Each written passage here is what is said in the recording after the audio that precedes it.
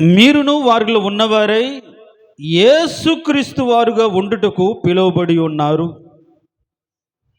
పోయిన వారం ఇదే వచనంలో నుంచి పరిశుద్ధులుగా ఉండుటకు మీరు పిలువబడి ఉన్నారు అనే మాటను మనం ధ్యానం చేసాం. దేవుడు మనం పిలిచిన పిలుపును మనం నిర్లక్ష్యం చేయకూడదు. పిలుపును తెలుసుకోవాలి. ఆ పిలుపును మనం అర్థం చేసుకోలేకపోతే దేవుని యొక్క చిత్తాన్ని ఈ లోకంలో మనము జరిగించలేము. గమనించండి, పిలువబడిన ప్రతి ఒక్కరి జీవితాల్లో దేవుడు ఆ పిలుపును స్థిరపరుస్తాడు. కాకపోతే దాన్ని మనం నిశ్చయం చేసుకోవాలి. దేనికి స్తోత్రం. హల్లెలూయా చెప్దాం. ప్రియులారా, హల్లెలూయా. ఎఫెసీయులకు రాస్తా అంటాడు, మీరు మీ పిలుపును నిశ్చయం చేసుకోవాలి. అంటే ఉద్యోగంలో జాయిన్ అయ్యాం, అది కంటిన్యూ చేయాలంటే కరెక్ట్గా వర్క్ చేయాలి. ఉద్యోగం వచ్చింది కదా, తీసుకున్నారు కదా, మన ఇష్టానుసారంగా ఉంటాము అంటే ఉద్యోగంలో ఉండనిస్తారా? ఉండనివ్వరు. అదే ఉద్యోగాన్ని వాళ్ళు చెప్పినట్టుగా జాగ్రత్తగా పద్ధతిగా వారికి నచ్చినట్లుగా మనం చేస్తే చాలా కాలం ఉంటాం. దేవునికి స్తోత్రం. హల్లెలూయా చెప్దాం. ప్రేయర్ హల్లెలూయా. పిలుపు అనేది దేవుడు నీకు ఒక స్థానాన్ని ఇవ్వడానికి నిన్ను పిలిచాడు. అందుకనే మనం మొదట్లో పౌలు తన పిలుపులో ఉన్న తన స్థానం ఏంటో, తన స్థితి ఏంటో, తను ఎందుకు ఏర్పరచుకున్నాడో ఎరిగిన వాడై ఆ స్థితిని బట్టి గర్వించకుండా యేసు క్రీస్తు దాసుడు అని ఒక సమర్పణ జీవితాన్ని కలిగి బ్రతికాడు అనే సత్యాన్ని మనం అంతకుముందు వారంలో నేర్చుకున్నాం. దేవునికి స్తోత్రం. హల్లెలూయా. అంత మాత్రమే కాకుండా రోమా సంఘము అనేక సంస్కృతులు, అనేక పద్ధతులు, అనేకమైన అలవాట్లు, ఆచారాలు ఉన్నటువంటి ఆ పట్టణంలో ఏర్పరచబడినటువంటి దైవిక సమాజం ఎలా ఉండాలో, ఆ సమాజం దేవుని దృష్టిలో ఎలాంటిదో ఆయన పరిచయం చేస్తూ దేవుని ప్రియులందరికీ అని సంఘాన్ని గురించి ఆయన పరిచయం చేశాడు. దేవునికి స్తోత్రం. హల్లెలూయా చెప్దాం. ప్రైజ్లాడ హల్లెలూయా. సంఘము దేవుని దృష్టికి ప్రియమైనది. అందుకే ఆయన తన సొంత కుమారుణ్ణి మనకు అనుగ్రహించాడు. దేవునికి స్తోత్రం. హల్లెలూయా. ఆయన ప్రేమమయుడండి. మనం చేసిన దాన్ని బట్టి కాదు, ఆయన ప్రేమించడం అనే లక్షణం అంతే. అంటే ఇంకొక చోట ప్రేమించిన వాడిని ఆయన శిక్షిస్తాడు. తండ్రి ఎవరినైతే తన సొంత కుమారునిగా స్వీకరిస్తాడో, అంగీకరిస్తాడో, ప్రేమిస్తాడో వారిని శిక్షిస్తాడు. కారణం ఏంటి అంటే వారు ఒక ఉన్నతమైన మార్గంలోకి రావడానికి. దేవునికి స్తోత్రం. హల్లెలూయా. ప్రేమిస్తాడు కాబట్టి శిక్ష లేదు అనే ఆలోచనలో ఉండమాకండి. ఈ రోజులో ఒక దుర్బోధ మొదలైంది. లోకంలో అనేక రకమైన బోధలు ఉన్నాయి. పరలోక తల్లి బోధ. బెన్హిమ్ అనే వ్యక్తి తన్ను తాను ఒక ప్రవక్తగా నిరూపించుకొని చేస్తూ ఆయన్ని మాత్రమే ఆరాధించాలి, ఆయన చెప్పినట్టుగా నడవాలి అనే ఒక బోధ, యెహోవా సాక్షుల బోధ. ఇప్పుడు ఇంకా తర్వాత ప్రాస్పరిటీ, ఐశ్వర్యమును గూర్చిన బోధ, క్రీస్తును మరుగు చేసి వారిని వారు హెచ్చించుకునే విధంగా బోధ. సంఘాలలో క్రీస్తు కనిపించట్లేదు, సంఘాలలో వాక్యం కనిపించట్లేదు. వారి ద్వారా జరిగిన క్రియలను కనపరుచుకోవడానికి, వారిని హైలైట్ చేసుకోవడానికి ఈరోజు సంఘాన్ని మనుషులు ఒక అవకాశంగా మార్చుకుంటున్నాడు. వాక్యం లేదు, కేవలం స్వస్థతలు. వాక్యం లేదు, కేవలము వారి యొక్క అవసరతలు తీర్చడానికి ప్రార్థన లేదు. దేవుని గురించి చెప్పే, దేవునికి వ్యక్తిత్వాన్ని దేవుని సన్నిధిలో ఉండదగినట్టు ఆలోచన లేదు. మరి ముఖ్యంగా ఈ మధ్య కాలంలో మా ఫ్రెండ్ ఒకరు ఫోన్ చేశాడు, ఈ బోధ నీకు తెలుసా అంటే నాకు మొదటి నుంచి హైదరాబాద్లో ఉన్నప్పుడే తెలుసు అని చెప్పాను. దేవునికి స్తోత్రం. హల్లెలూయా. ఏంటి అంటే రక్షణ శాశ్వతం. దేవునికి అనుమతి లేనిదే మన జీవితాల్లో ఏది సంభవించదు. కాబట్టి అనుమతించిన అన్నిటిని కూడా మనం చేయొచ్చు. పాపాన్ని ఎవరైనా ప్రేరేపిస్తే అది దేవుడు అనుమతించాడు కాబట్టి మనం చేయొచ్చు. లేదా ఎవరైనా ప్రోత్సహిస్తే అది దేవుని వలన కలిగింది కాబట్టి మనం చేయొచ్చు. రక్షణ ఎక్కడికి పోదు, ఇదంతా కూడా, ఈ ప్రయాస అంతా కూడా మహిమలో ఒక స్థాయి కోసమే తప్ప మనం పరలోకానికి పోకుండా కాదు.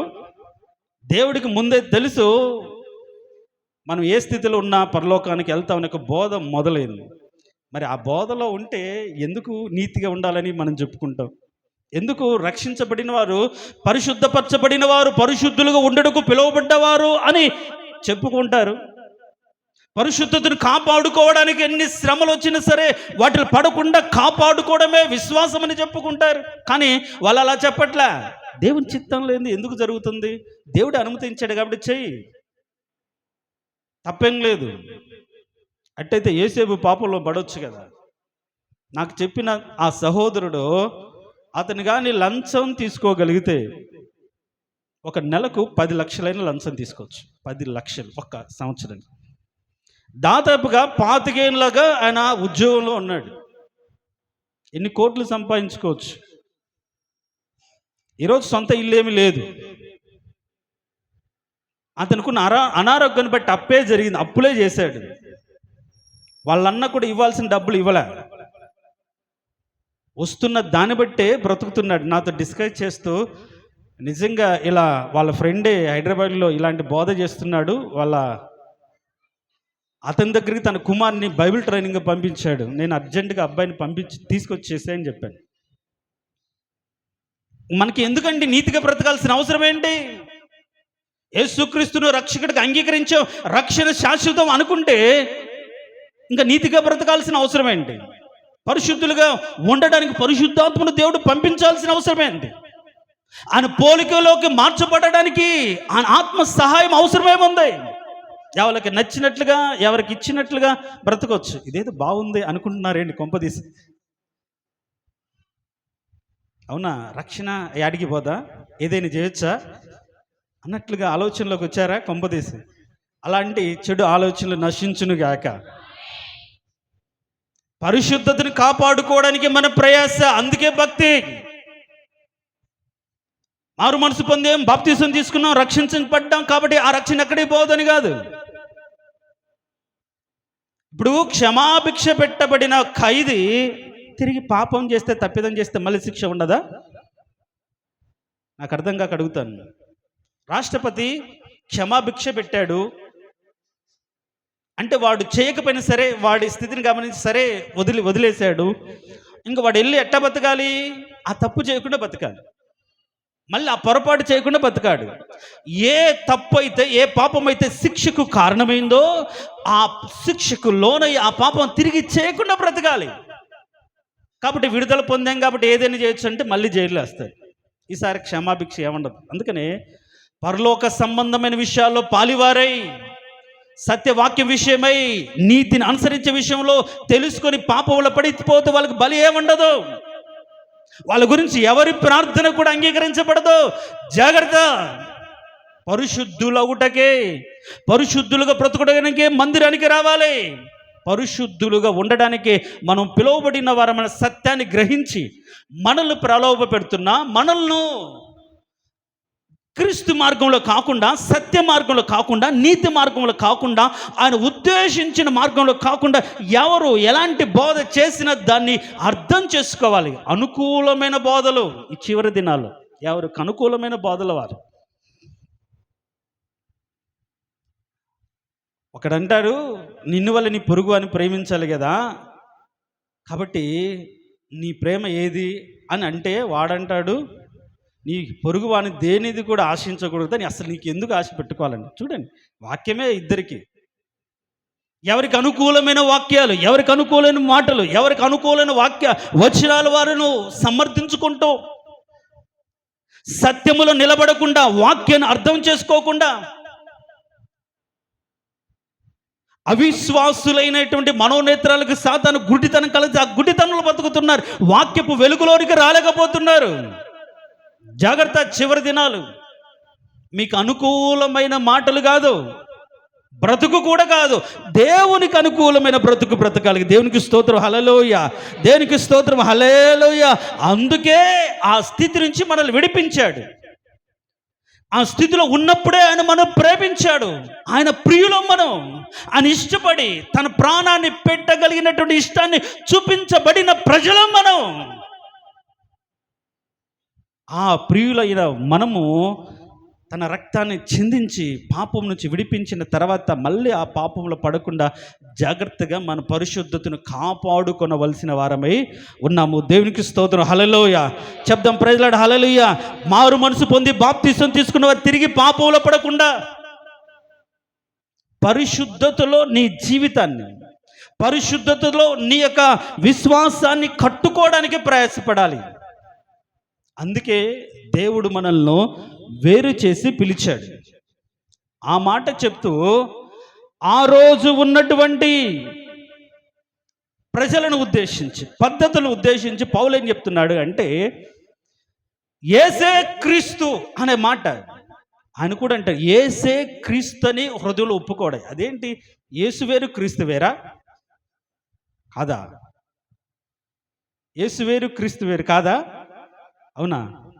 యేసుక్రీస్తు అందరికీ ప్రభు అని మనం చదివాం కాబట్టి ఒకటే అనుకుంటాం.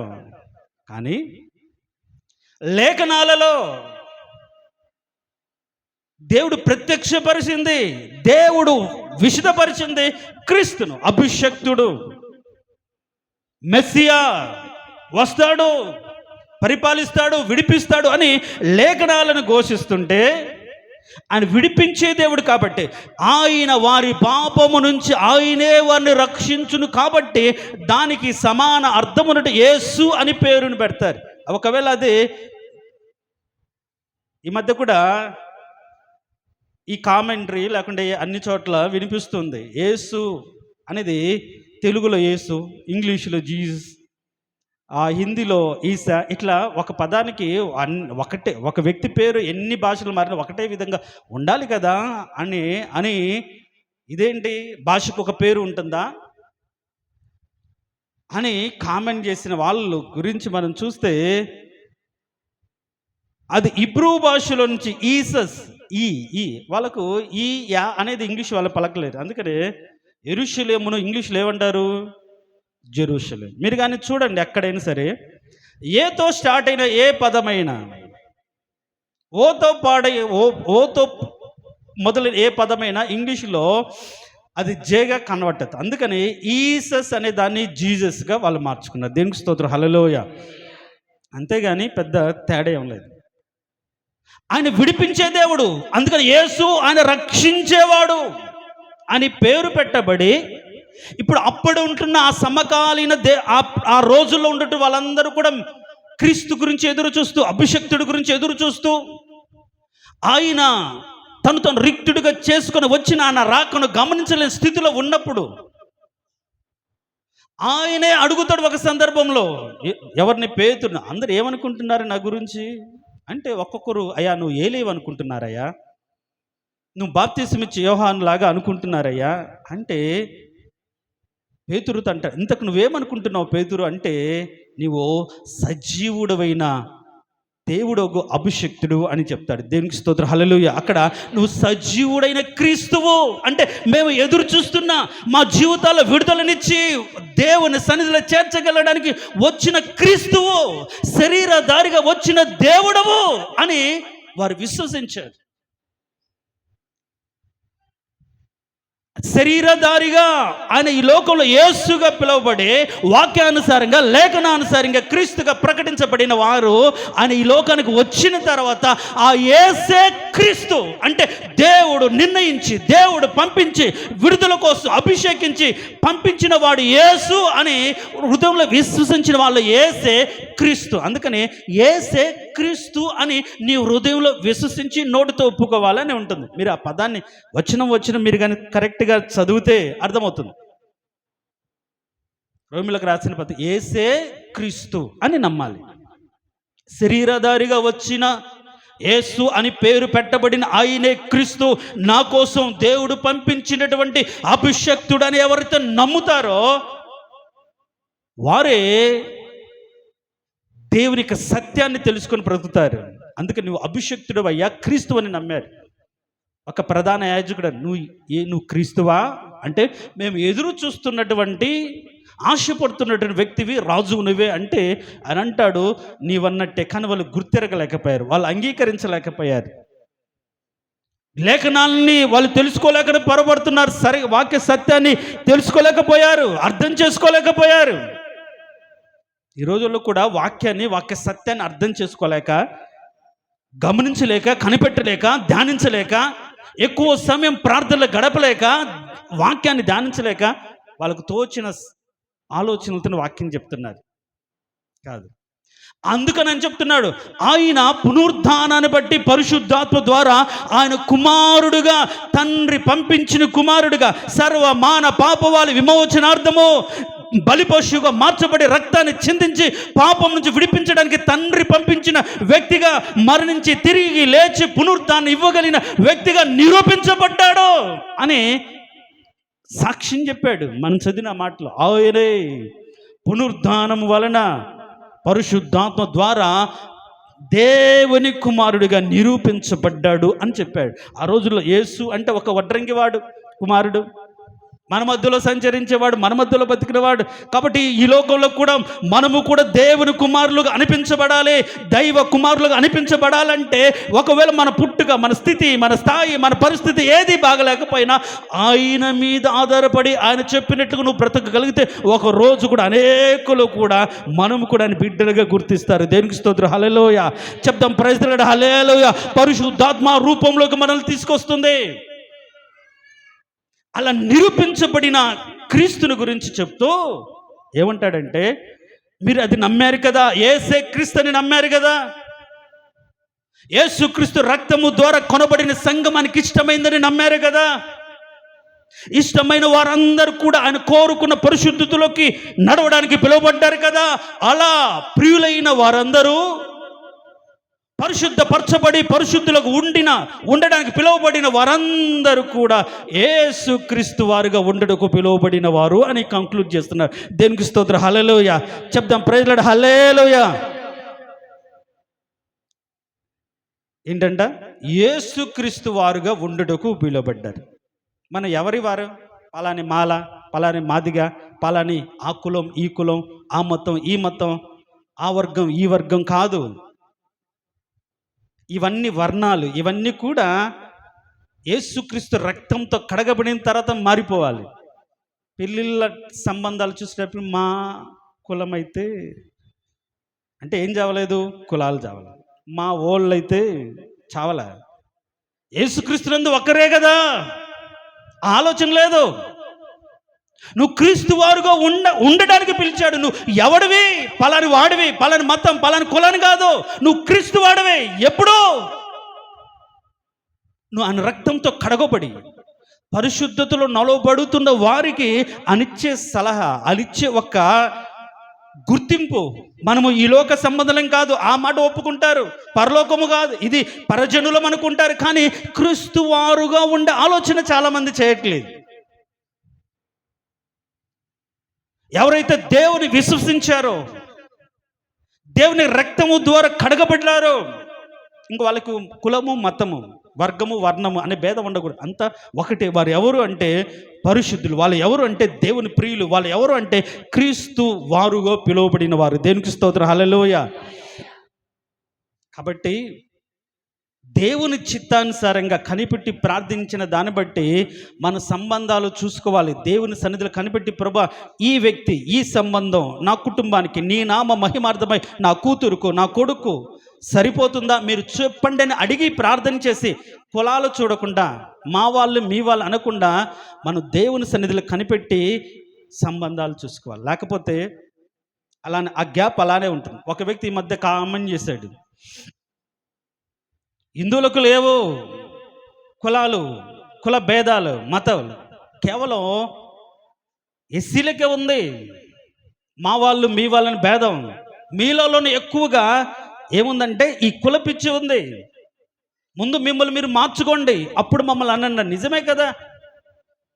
ఏంటి అంటే మాదిగ, ఏంటి అంటే మాల మాదిగలు. మాదిగ వాళ్ళేమో మాదిగ వాళ్ళ దగ్గరికి రావాలి, మాలోళ్ళు మాల దగ్గర. ఆ భేదం, ఆ చిన్న ఆ దాన్ని ఎవరు తెంపలేకపోతున్నారు, పెంచి పోషించుకుంటుంటారు. ఎవరైనా ఈ సంఘంలో చేర్చబడిన వాళ్ళు ఏ క్యాస్ట్ అని, ఏ కులమైన, ఏ మతమైన, వాళ్ళందరూ కూడా యేసు క్రీస్తు రక్తము ద్వారా కడగబడిన పరిశుద్ధులు, క్రీస్తు వారుగా ఉండడానికి పిలువబడ్డారు. ఈ సత్యాన్ని గ్రహించాలి, అర్థం చేసుకోవాలి. మనం ఆ సత్యాన్ని కానీ గ్రహించకపోతే క్రీస్తు వారు కాదు. పౌలు చెప్తున్నారు. ఇప్పుడు మనం చదివిన ఆ మాటను ఇంకొకసారి చదువుదాం, చూడండి. మీరును వారిలో ఉన్నవారై యేసు క్రీస్తు వారుగా. చాలు, మీరును వారిలో ఉన్నవారు. ఎవరిలో ఉండాలి? క్రీస్తు వారుగా ఉండాలంటే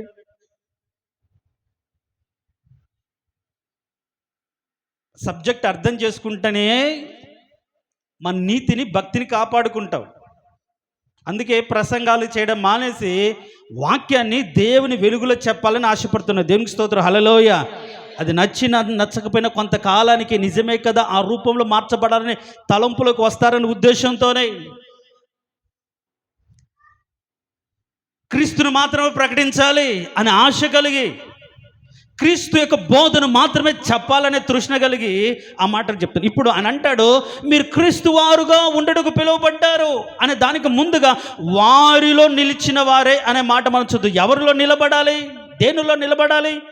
దేనిలో నిలబడితే వాళ్ళు క్రీస్తు వారు అనబడతారు? సంఘానికి వస్తే క్రైస్తవులేనా? సంఘానికి వచ్చిన ప్రతి ఒక్క వ్యక్తి క్రీస్తును అంగీకరించిన వాడైనా? ఎవరు క్రీస్తు వాడు? మనం చెప్పుకోవడానికి కొన్ని చోట్ల మనం చెప్పుకోవడానికి క్యాస్ట్ చెప్పుకోవడం ఇబ్బంది అనిపించి చాలా అఫీషియల్గా ఉంటుంది కాబట్టి క్రిస్టియన్ అని చెప్పుకుంటారు.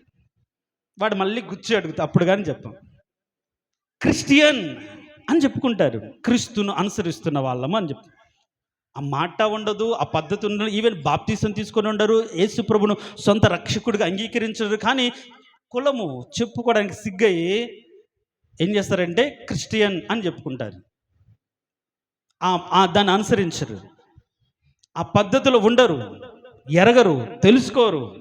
కానీ పైకి అఫీషియల్గా అది చాలా బాగుంది కదా, వాళ్ళకంటే గౌరవం ఉంది కదా, వాళ్ళకు ఒక స్థానం లోకంలో కల్పించబడింది కదా, ఆ స్థానము తెలుసుకున్న వాళ్ళు ఆ మాట చెప్పుకుంటారు. కానీ బైబిల్ ఏం చెప్తుందంటే శిష్యులు మాత్రమే క్రైస్తవులు అనబడ్డారు, విశ్వాసులు కాదు. దేనికి స్తోత్రం, హల్లెలూయా. చెప్తాం, ప్రైజ్ లార్డ్, హల్లెలూయా. క్రైస్తవులు ఎవరు అంటే శిష్యులు, అన్నీ వదిలిపెట్టి వచ్చిన వారు, క్రీస్తు కోసం బ్రతికే వాళ్ళు. అందుకనే నా గట్టి మీద చేయి వేసి వెనుతిరిగివాడు నాకు శిష్యుడు కానేరడు,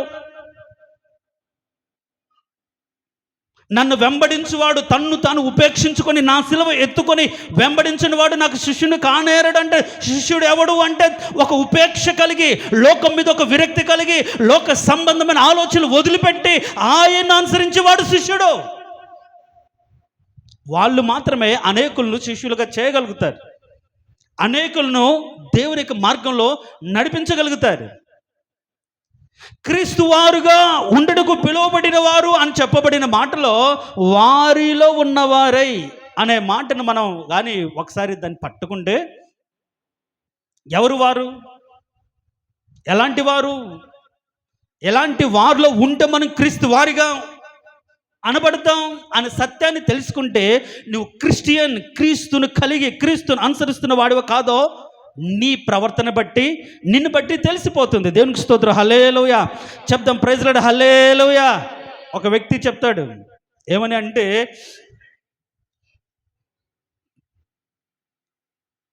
అన్యజనులను యేసు ప్రభును చూడలేదు, కానీ నీ సాక్ష్యాన్ని వారు చూసినప్పుడు, నీ బ్రతుకును వారు చూసినప్పుడు వారు యేసు ప్రభును చూసినట్లుగా ఉండాలి అంటాడు. దేవునికి స్తోత్రం, హల్లెలూయా. అంత మాత్రం కాకుండా వారు బైబిల్ చదవలేదు, వాళ్ళు బైబిల్ తెలియదు, కానీ నీ ప్రవర్తన, నీ సాక్ష్యం, నీ తీరు కానీ గమనిస్తే వాళ్ళు ఓకే, వీళ్ళు ఇలా ఉండడానికి గల కారణం ఏంటి? యేసు ప్రభు, ఆయన బోధించిన బోధ ఏంటి? వాక్యం. ఆ వాక్యం ఇలా ఉంది కాబట్టే వీళ్ళు ఇలా నడుస్తున్నారని సజీవ సాక్ష్యంగా నిలబడిన నిన్ను బట్టి అనేకులు ప్రభును చూడాలి, నిన్ను బట్టి అనేకులు వాక్యాన్ని తెలుసుకోవాలి, వాక్యం బైబిలును చదవాలి. అది క్రైస్తవ్యం. దేవునికి స్తోత్రం, హల్లెలూయా. చెప్దాం, ప్రైజ్ లార్డ్, హల్లెలూయా. మనం వెళ్తూ ఉంటే మనల్ని కొంతకాలంగా గమనించిన వాళ్ళు, అప్పటికప్పుడు గమనించిన వాళ్ళు మన పరిస్థితి అంటే తెలియదు కదా.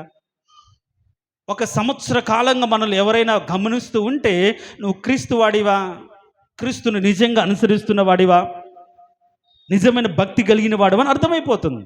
పైకి ఒక ముసుగేసుకొని బ్రతుకుతున్న వారమా తెలిసిపోతుంది. పర్సనాలిటీ, వ్యక్తిత్వం అనేది ఒక రోజులో తెలియజేయబడేది కాదు కదా. ఒక వ్యక్తి ఇలాంటి వాడు అని చెప్పడానికి అనేక సంవత్సరాలు ఆ స్థితిలో వాడు ఉన్నదాన్ని బట్టే కదా ఎవరైనా చెప్తారు. ఈ వ్యక్తి ఇలాంటి వాడు, ఒకడు కోపిష్టివాడు అని ఎట్లా చెప్తాం? ప్రతి దానికి కోపడుతుంటే అది ఒకసారి కాదు, కొన్ని సంవత్సరాలుగా కోపాన్ని ప్రదర్శిస్తూ ఉంటే మనం అతని గురించి ఒక ముద్ర వేస్తాం. అతని వ్యక్తిత్వం కోపం, ప్రతి దానికి చిరాకు పడతారు, ప్రతి దానికి కోపపడతారు. కొందరు అన్నిటినీ సహించి దీనంగా ఉంటారు, వాళ్ళు చాలా దీనత్వం. ఎట్లా చెప్తాం? ఒక రోజులో తగ్గించుకున్న దాన్ని బట్టి కాదుగా, కొన్ని సంవత్సరాలుగా పరిశీలించిన దాన్ని బట్టి, అబ్జర్వ్ చేసిన దాన్ని బట్టి, వాళ్ళ వ్యక్తిత్వం ఆ రూపంలోకి వచ్చిందని బట్టి, ఆ రూపాన్ని వాళ్ళ క్యారెక్టరైజేషన్, వారి యొక్క ప్రవర్తన బట్టి మనం చెప్పగలుగుతాం. పేరు ఏదైనా సరే, ఎలాంటి వాడు అంటే ప్రవర్తనే కదా. పేరేంటంటే చెప్పొచ్చు, కానీ ఎలాంటి వాడు అంటే ఏం చెప్తాం? అనేక సంవత్సరాలుగా మనం చూసిన దాన్ని బట్టి, విన్న దాన్ని బట్టి ఆ వ్యక్తిని మనం డిసైడ్ చేయగలుగుతాం. అంటే క్రీస్తులో ఉన్నవారు ఒక రోజులోకి రాగానే కాదు, ఒక నెలలో ఉండగానే కాదు, 2 నెలలుగా ఉండవాని కాదు, కొంతకాలముగా క్రీస్తుని అనుసరిస్తున్న దాన్ని బట్టి నువ్వు క్రీస్తు వాడికి ఎలా ఉంటున్నావో, క్రీస్తులో ఉన్నవారు ఎలా ఉన్నారో నువ్వు కూడా అలా ఉంటున్నావా లేదా పరిశీలన చేసుకున్నవారు మాత్రమే ఇతను క్రైస్తవుడు, ఇతను క్రీస్తుని అనుసరిస్తున్నవాడు, ఇతను వాక్యానుసారంగా బ్రతుకుతున్నవాడని నీకు ఒక సర్టిఫై చేయగలుగుతారండి. నన్ను ఎవ్వరు గుర్తించట్లేదు అంటే ఊరికనే గుర్తిస్తారా? గుర్తించరు. దేవునికి స్తోత్రం, హల్లెలూయా. ఒక మాట చూడండి, అదే అపోస్తుల కార్యములు 4వ అధ్యాయం, అపోస్తుల కార్యములు 4వ అధ్యాయం 16వ వచనమా 13. వారు పేతురు యోహానుల ధైర్యము చూచినప్పుడు వారు విద్య లేని పామూర్లని గ్రహించి ఆశ్చర్యపడి వారు యేసుతో కూడా ఉండిన వారని గుర్తెరిగిరి. దేవునికి స్తోత్రం, హల్లెలూయా. మనము యేసుతో కూడా ఉన్నవారము అనడానికి అనేకులు ముందు మనల్ని చూడాలి, వినాలి నా మాటలు. ఏంటో అటు ఇటు దిక్కులు చూస్తూ ఉన్నారు. ఇంత ప్రయాసపడి ఆత్మావేశంతో చెప్తుంటే అది చాలా చులకనగా, లేకుంటే ఏదో ప్రతి దానికి కూడా, విన్నదానికి కూడా లెక్క చెప్పాలి. ఆ వాక్యం తెలుసుగా, మీరు వింటున్నది ఏంటో జాగ్రత్తగా చూసుకోండి. దేవుడు అడుగుతాడు, విన్నావు కదా, నువ్వు పద్ధతి ఎందుకు మార్చుకోలేదు, ఎందుకు దాన్ని అర్థం చేసుకోలేదు, వాక్యం అంటే అంత చులకన. రేపు దేవుడు తీర్పు తీరుస్తాడు. విన్న వాక్యాన్ని జాగ్రత్తగా చూసుకోవాలి, వినాలి. మీరు వినుచున్నది ఏంటో జాగ్రత్తగా వినాలి. దేనికి స్తోత్రం, హల్లెలూయా. క్రీస్తు వారు అని ఎప్పుడు గుర్తెరుగుతారు ఎదుటివారు అంటే మనల్ని చూసినప్పుడు. చూస్తే గుర్తుపడతారా అంటే తెల్ల డ్రెస్ వేసుకుంటే సరిపోతుందా? ఈరోజు రాజకీయ నాయకులు కూడా వైట్ అండ్ వైట్ వేస్తున్నారు, పాస్టర్లు కూడా వైట్ అండ్ వైట్ వేస్తున్నారు. ఏట్లేదా?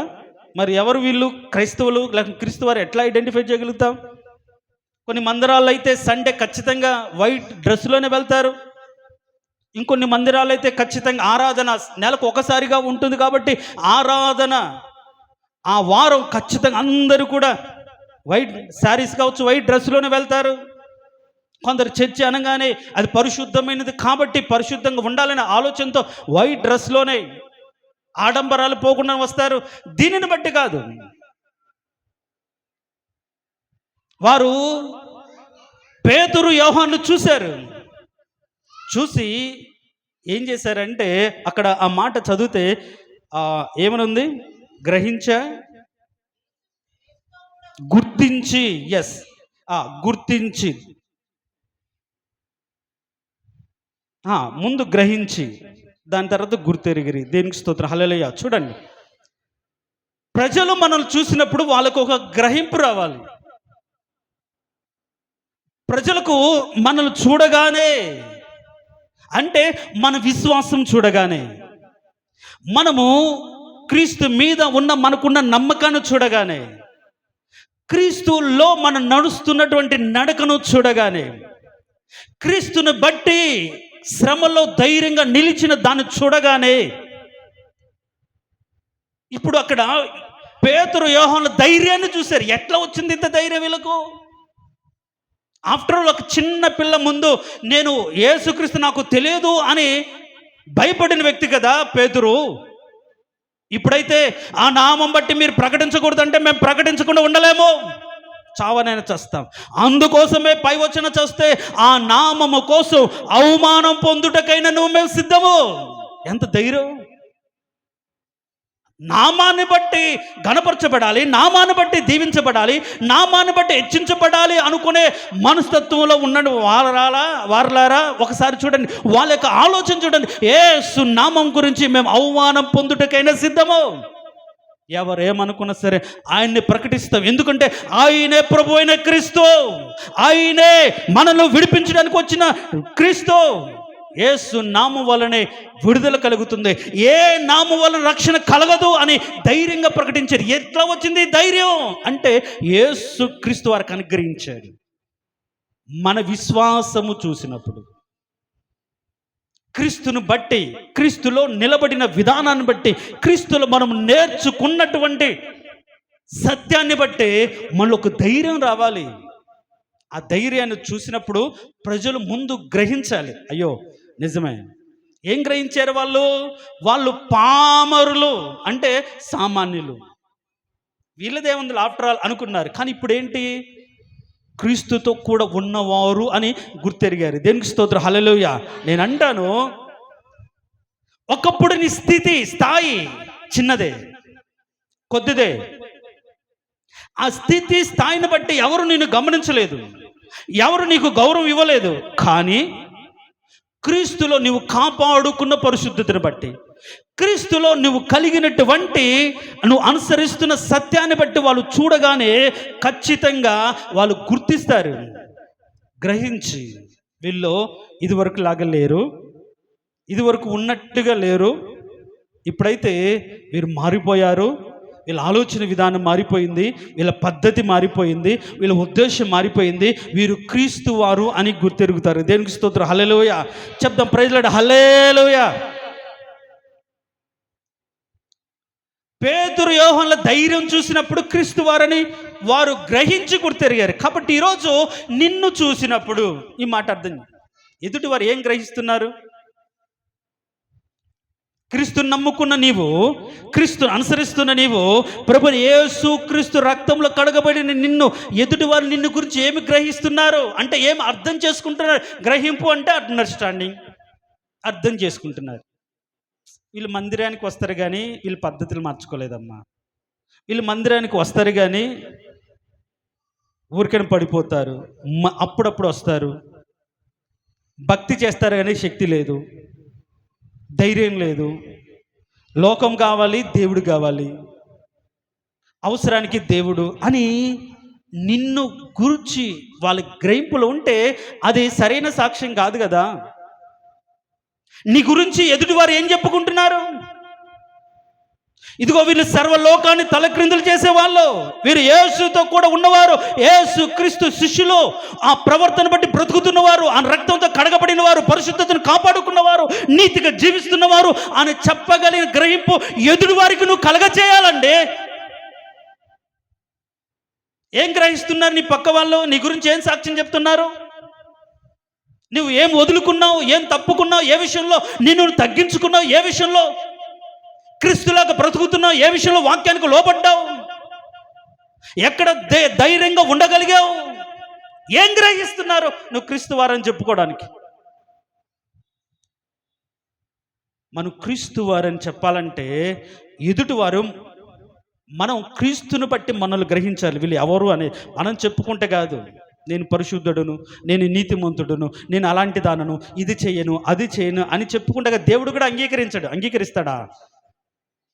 పరిసయుడు వచ్చి చెప్పుకున్నాడు, ప్రభువా వారానికి 2 సార్లు ఉపవాసం, దశమ భాగం, కానుకలు, కృతజ్ఞత అర్పణలు రెగ్యులర్గా ఇచ్చేవాడిని, పాపం చేయని వాడిని పరిశుద్ధంగా జీవిస్తున్నంటే అవసరం లేదు పో అన్నాడు.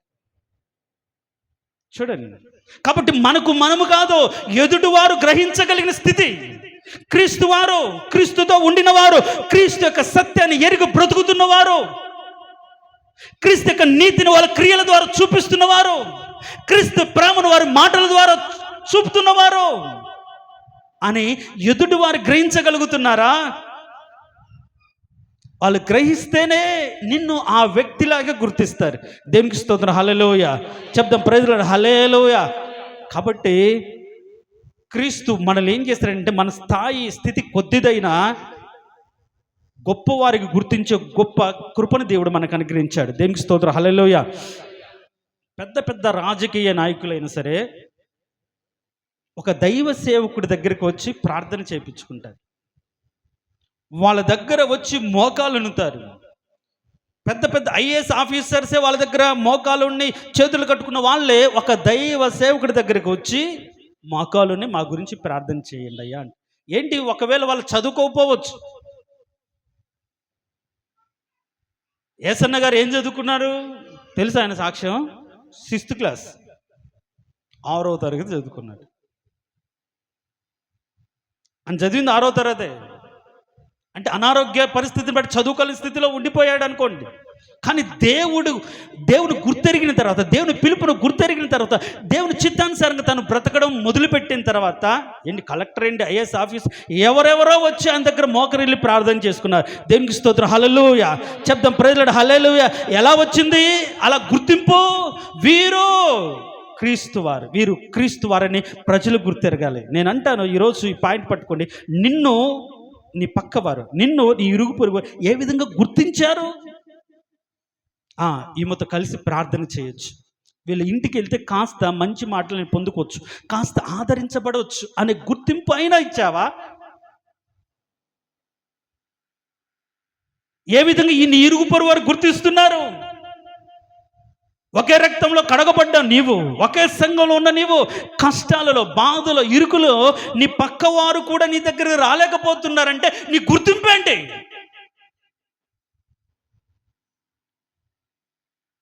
మాకు తెలియదు అంటే నువ్వు ప్రేమించగలిగే స్థితిలో లేవని అర్థం. అందుకని ఒక మాట ఉంటుంది, మీరు కానీ గమనించండి, ఒక మాట చూద్దాం, చూడండి.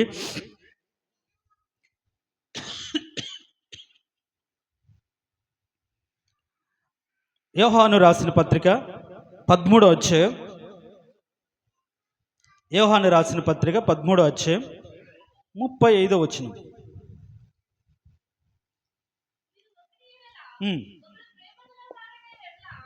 ఒకరిని ఎడల ఒకరు ప్రేమ గలవారైన ఎడల దీనిని బట్టి మీరు నా శిష్యులని అందరూ తెలుసుకుందరు. దేవునికి స్తోత్రం, హల్లెలూయా. ఏంటంట? శిష్యులంటే ప్రేమించగలిగిన వారు, ప్రేమను ఎదుటి వారి పక్షాన చూపగలిగిన వారు.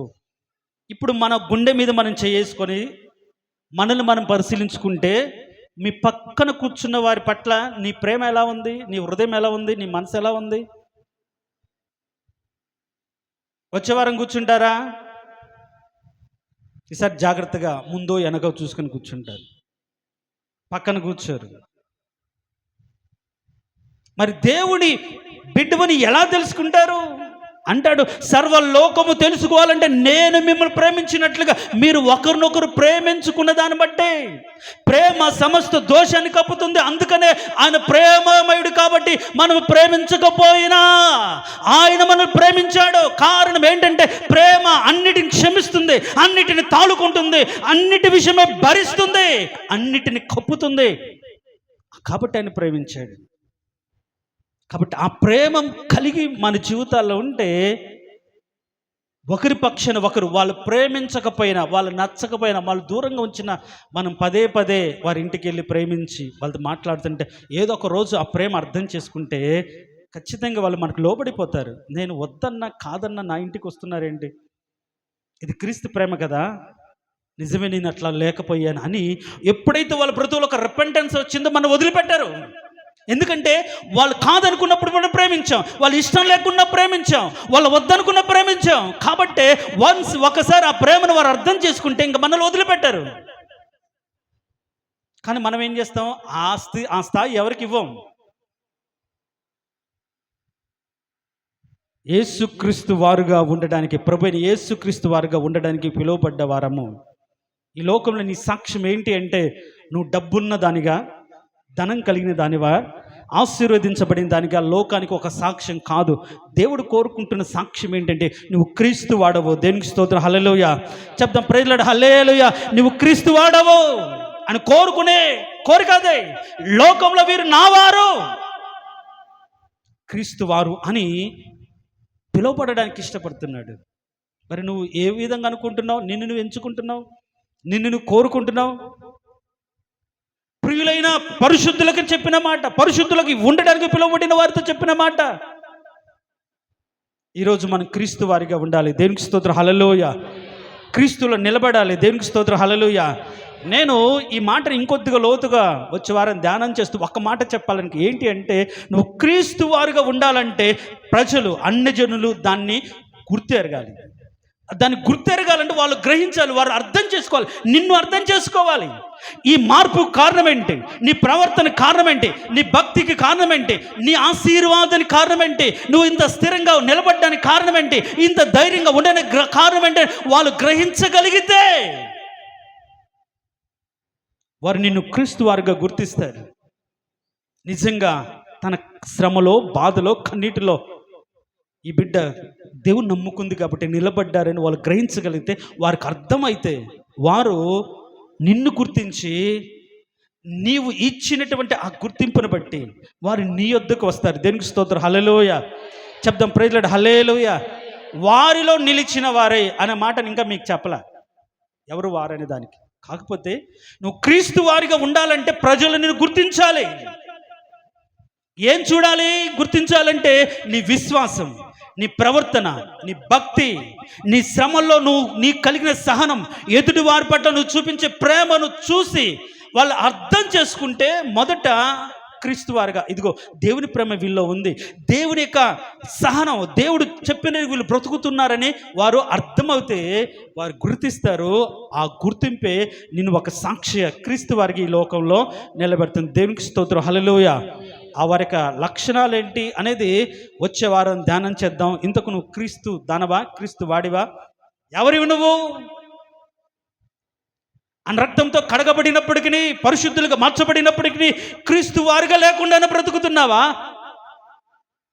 నేను చూస్తే పాత స్వభావం మార్చుకోలేక, పాత జీవితం వదిలిపెట్టాల స్థితిలో ఉన్నట్లుగా ఎదుటి వారికి గ్రహింపే వస్తుందా? మార్చుకో. ఈరోజు క్రీస్తుని నమ్ముకున్న తర్వాత, ప్రభుని యేసును ఒప్పుకున్న తర్వాత దుర్నీతి నుంచి తొలగిపోయారండి అని చెప్పగల స్థితిలోకి నువ్వు రావాలి. యేసు ప్రభు నామం ఒప్పుకున్నవాడు ఏం చేయాలి? దుర్నీతి నుంచి తొలగిపోవాలిగా. ఆ తొలగిపోకుండా నేను క్రైస్తవుడు అనుకుంటే చల్లదు. దేవుడు దాన్ని ఒప్పుకోడు. నీకు ఈ లోకంలో గౌరవానికి ఆ పదాన్ని వాడుకోవచ్చేమో, దేవుడు నిన్ను గౌరవించడు, నీకు ఆ స్థితి కలగచేయడు. కాబట్టి ఈరోజు క్రీస్తు వారిగా ఉండడానికి పడిన మనం క్రీస్తు వారనే సాక్ష్యం బయట వారు చెప్పాలి, నీకు నువ్వు చెప్పుకోకూడదు అని సత్యాన్ని ఎరిగి బయట వారు చెప్పుకునే రకంగా క్రీస్తు యొక్క గుణ లక్షణాలను మనల్లో కలిగి ఉండడానికి ప్రయాసపడినట్లుగా నీ కృప అనుగ్రహించు ప్రభువా అని ప్రార్థన చేసుకుని తలలు వంచిన మనం మన పిలుపును నిశ్చయం చేసుకోవడానికి, ఆయన మనల్ని పిలిచాడు పరిశుద్ధులుగా ఉండడానికి. పరిశుద్ధులైన వారందరూ కూడా క్రీస్తు వారు, ఎందుకంటే ఆయన పరిశుద్ధుడైన దేవుడు కాబట్టి.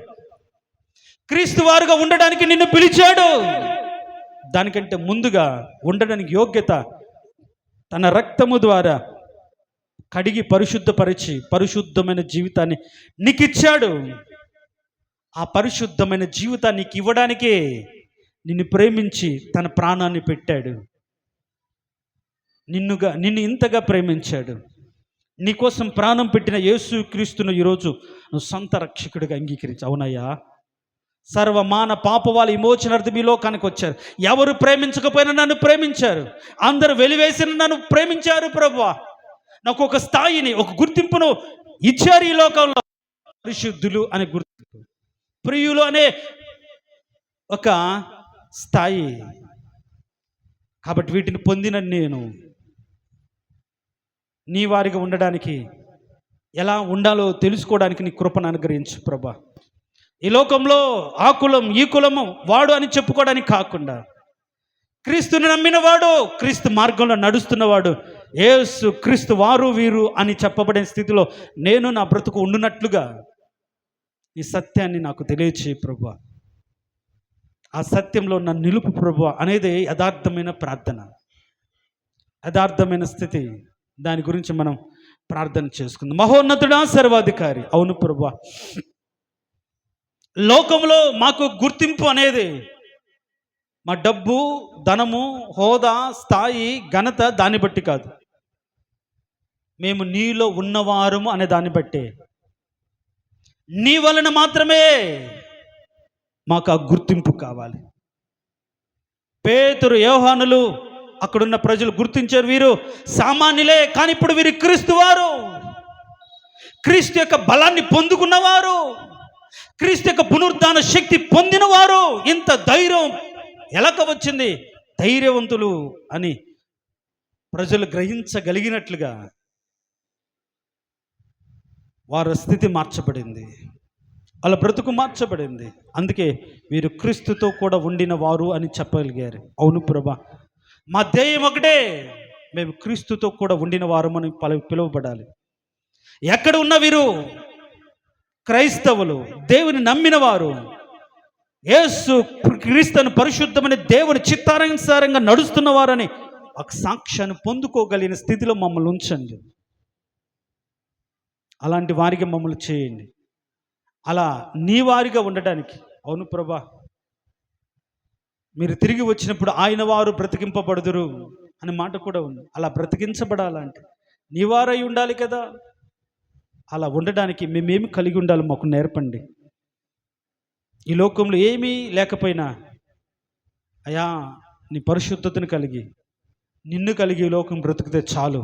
అలాంటి వైరాగ్యపు భక్తిని, లోకాన్ని ఆశించకుండా నిన్ను, నీ సత్యాన్ని, నీ వాక్యాన్ని, నీ నీతిని ప్రేమించే భక్తిని మాకు అలవాటు చేయమని వచ్చిన ప్రతి ఒక్క బిడ్డను నీ కృపలో జ్ఞాపకం చేసుకుని, నీ నీతిని వెతుకుతే మాకు కావలసిన అన్నిటిని మీరు అనుగ్రహిస్తారనే వాక్యాన్ని ఆధారం చేసుకుని మొదట నీ నీతిని, నీ రాజ్యం, వాటి తర్వాత అన్ని అనుగ్రహించబడుతున్న సత్యంలో బ్రతకగలిగినటువంటి ఆలోచన ప్రతి ఒక్కరికి దయచేసి నీ వారిగా, నీ సంఘముగా, నీ బిడ్డలుగా, నీ ప్రజలుగా పిలువబడే కృపను మాకు అనుగ్రహించమని యేసయ్య అతి శ్రేష్టమైన దివ్యగణ నామమును అడిగి వేడుకుంటున్నాము తండ్రి.